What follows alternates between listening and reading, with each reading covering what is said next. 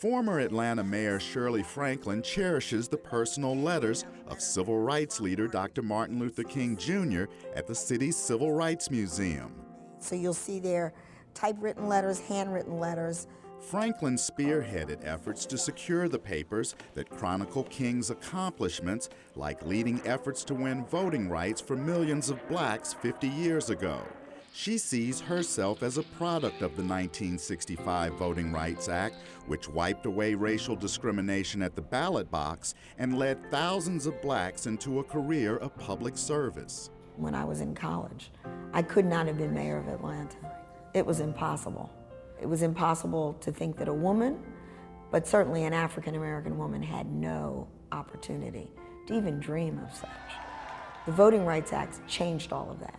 Now you start to see tens, hundreds of thousands of blacks being able to vote in elections. And this is also sort of really important in terms of sort of the growth in terms of the number of black elected officials in the United States.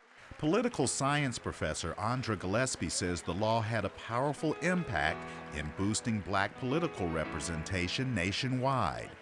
They counted in the hundreds in the mid-1960s. And so now we count them in the tens of thousands. How you doing?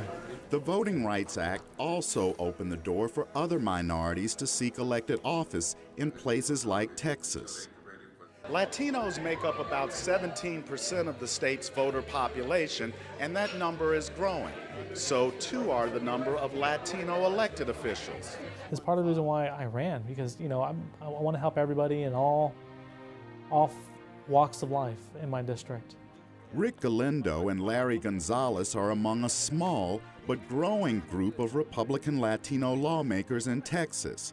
Gonzalez says while most Latino legislators are Democrats, Republicans are making gains in attracting them. We know there are dozens elected at the county level and at the city level and at the school board level. And I think we've identified dozens of conservative Hispanic elected officials in non-legislative capacities that I think would make fantastic legislators. I'm thankful that America realized that the exclusion of African Americans from the democracy had to be corrected, and it had to be corrected in a dramatic way and not incrementally.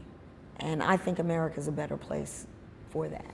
It's unleashed the talent, the dreams, and the inspiration of millions of Americans and allowed all of us to participate. Democrats and Republicans agree the country has come a long way in 50 years. However, contentious political divides remain over protecting the integrity of the vote versus adopting new voter restrictions that might harm opportunities for minorities to serve as leaders in their communities. Chris Simkins, VOA News, Atlanta. Take care. Thank you. You have